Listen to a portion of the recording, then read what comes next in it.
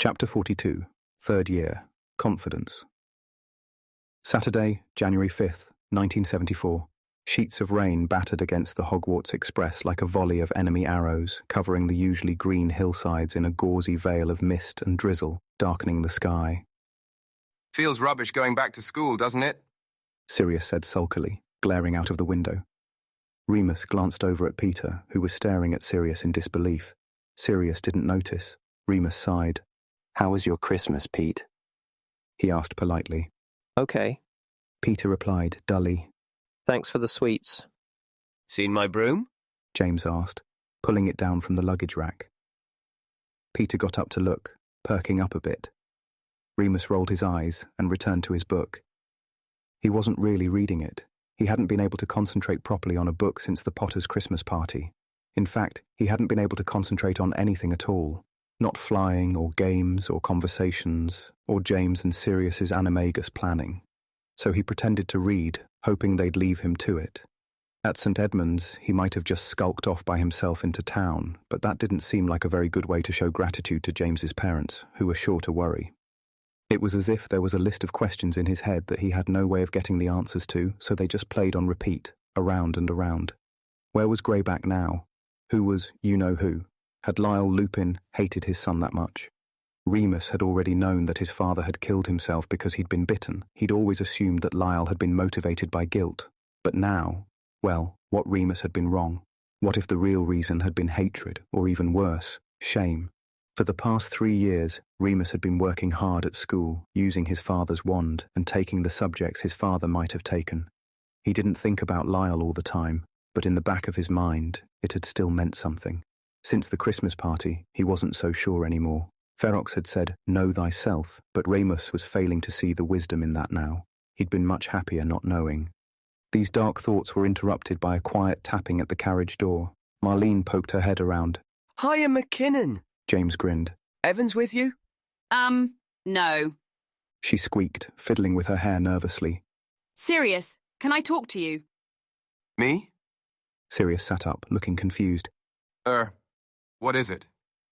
Mary asked me to tell you something. Tell me what? I don't think I was supposed to say it in front of this lot. Okay. Sirius got up and followed her outside into the corridor. The other three exchanged amused looks while they waited. Ugh, Remus thought. Had he been mistaken about the Mary and Sirius thing? Was it Sirius and Marlene now? Moments later, a stunned-looking Sirius re-entered the compartment alone. Well? James asked. Mary's got a boyfriend, apparently. Sirius said, confused. You mean you got dumped? I don't know. He sat down, scratching his head. Was I going out with her? Well, apparently she thought you were... Why don't girls just say what they mean?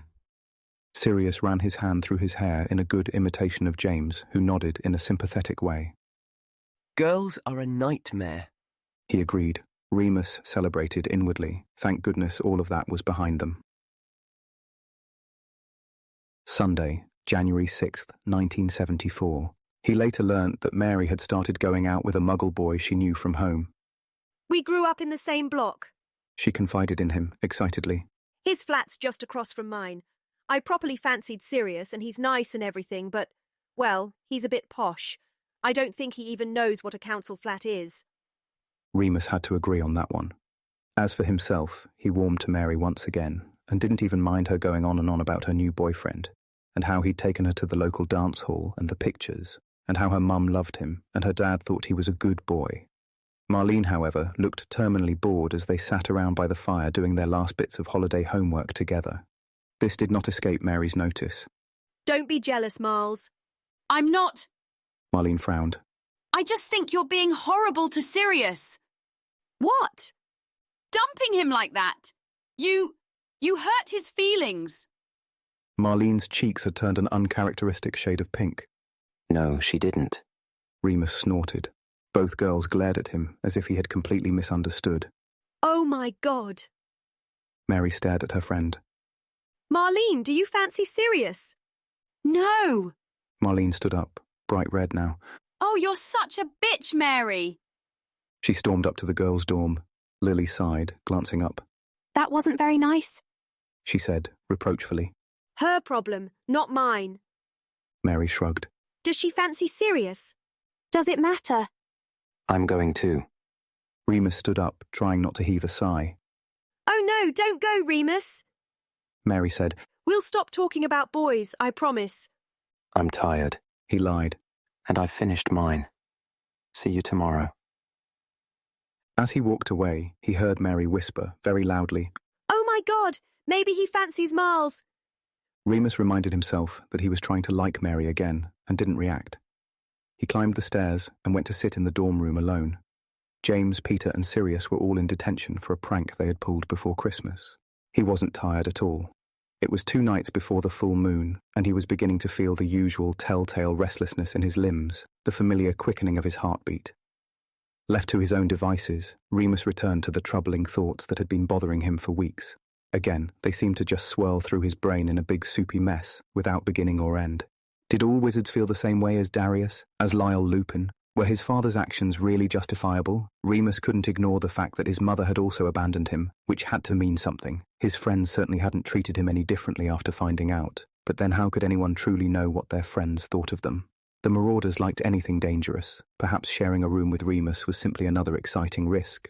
What he really needed was to speak to somebody impartial. James was so lucky, having 2 parents always willing to listen. Sirius was lucky to have James. Remus wasn't sure if Peter had problems or not. Probably did. Probably told James too. There was McGonagall. Remus knew that they were supposed to go to her with their problems. But she was so stern and difficult, and she liked James best anyway. Madame Pomfrey, of course, she'd been supportive before, but she wasn't one to let you feel sorry for yourself. She'd just try to come up with a common-sense solution, or else tell him not to worry so much. Then Dumbledore. But Remus had no idea how to talk to him, and he wasn't even sure he wanted to. As far as people who knew the complexities of Remus's problem, there was also Professor Ferox. Remus was 95% sure he knew anyway. He pondered this as an option. Remus felt a sort of unidentifiable kinship with his care of magical creatures professor. He had a very reassuring presence, and Remus thought he might feel better if he could speak to him, somehow sure that Ferox would lend a sympathetic ear. There was a funny flutter in his stomach, like excitement, and Remus thought that was a good sign. He glanced at the clock in the corner. It was only 5 o'clock. The other boys wouldn't be out of detention until 6, and curfew wasn't until 8. Remus pulled the Marauders' map from under his pillow. The basic outline of the castle was complete now.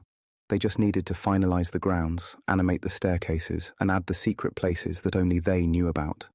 Then Sirius's tagging idea could come next, though they still weren't very sure how to go about it. Remus had discovered one spell that would locate a single person, but nothing of the magnitude they required. Still, he cast his locator spell now and found that Professor Ferox was walking from the Great Hall to the staff room. Remus got up quickly. If he was fast, then he could make it look like a chance encounter. He grabbed James's cloak before leaving, just in case Mary and Lily were still in the common room. He was just reaching for the doorknob when he had a sudden flash of sense. What on earth was he doing? Going to see Professor Ferox. And then what? Whinge to him about his dead father. Cry to him about how nobody would ever understand him because he was a murderous dark creature with a working-class accent. Moan about how his friends were all going girl-mad and he felt left behind. Remus retreated back into the room. What on earth would Ferox think of him? That he was a big wuss, that's what. You couldn't just go crying to teachers whenever something bothered you. You couldn't just expect everyone to feel sorry for you. No one owes you a happy life, Matron always said. He lay on his bed and stared up at the canopy. He felt worse now. He didn't know what had come over him. He was never normally one to act on impulse. Not anymore, not since his first year. He just felt so strongly that he ought to see his teacher. Ah, there it was again, that flutter in his midsection. It wasn't excitement at all. It was, well, he wasn't sure yet what it was. He felt hot and flushed and oddly prickly. It was something animal. Oh God. Remus let out a groan. It must be the transformation. The wolf was creeping in earlier than usual, maybe. It probably liked the smell of Ferox, or it caught the scent of his Kneazle. Did wolves eat cats? Only good beast's a dead beast. That's what Darius told him. At the time, Remus had felt it was a little unfair.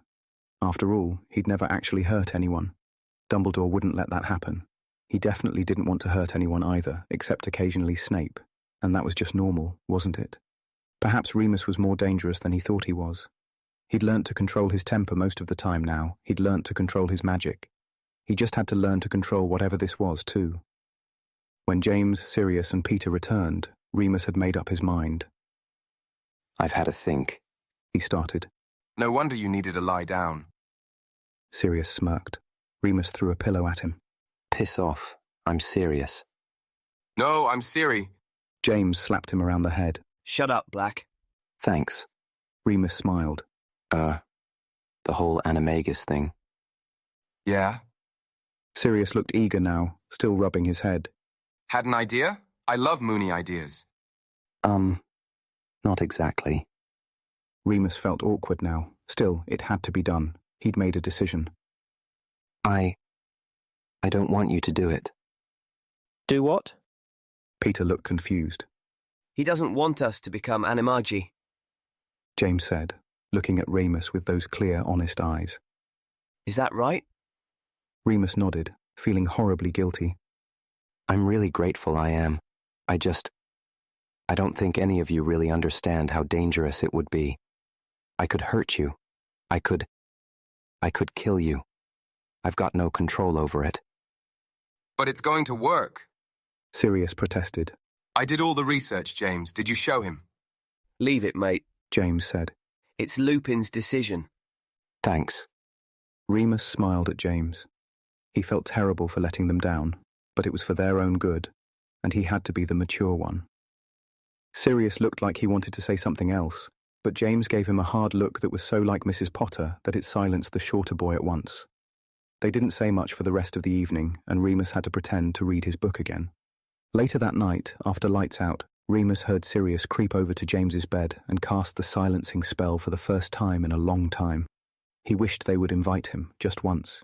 He wished he wasn't always the one left out. He wished he knew how it felt to have a friend as close as James. More than ever, he wanted someone to talk to. Suddenly overwhelmed, Remus quickly cast his own spell so the others wouldn't hear him crying.